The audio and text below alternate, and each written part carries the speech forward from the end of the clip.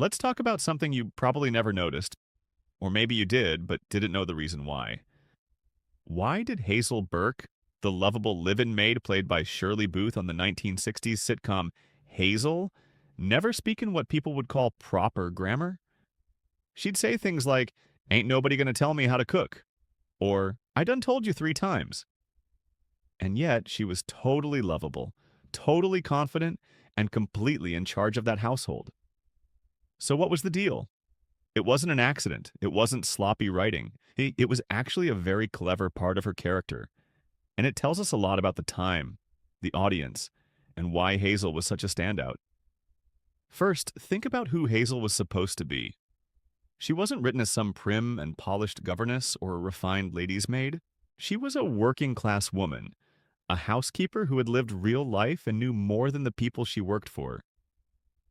She did things her way, spoke her mind, and it didn't matter who you were. If you needed straightening out, Hazel was going to tell you. Back in the 1960s, grammar wasn't just about language, it was a class signal. Speaking perfect English was one of the ways people separated the upper class from everyone else. So when Hazel didn't use perfect grammar, it wasn't a mistake, it was a statement. It told the audience, this character may not be refined, but she's smarter than everyone around her. And she knows it. And that's part of what made Shirley Booth's version of Hazel so iconic. She was strong, warm, and funny.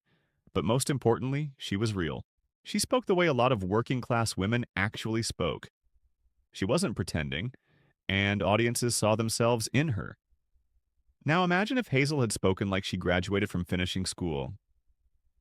"Good morning, Mr. Baxter. Would you like your eggs poached or scrambled?" That just isn't Hazel.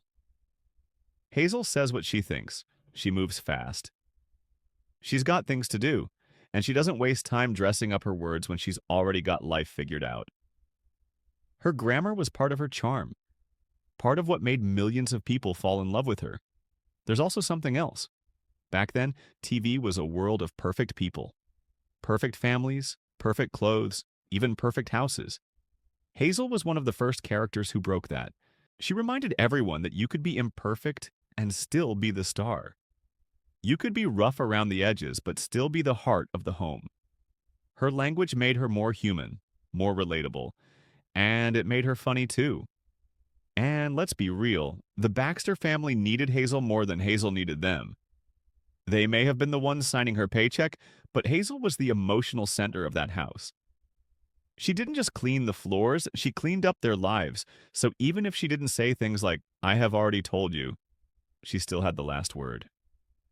That power wasn't in her grammar, it was in her wisdom. There's a little secret in comedy, too. Characters who bend language tend to stick with audiences. Think about Archie Bunker, Roseanne, or even Homer Simpson. When your language isn't perfect, it becomes more memorable. It's a signature. Hazel's unpolished speech was one of her trademarks. You could almost hear her voice without seeing her. The beauty of Hazel is that she flipped the script on the idea of proper. She showed that being smart has nothing to do with grammar. Being respectable has nothing to do with sounding fancy. You don't need perfect grammar to tell someone exactly what they need to hear. You just need confidence, common sense, and a heart.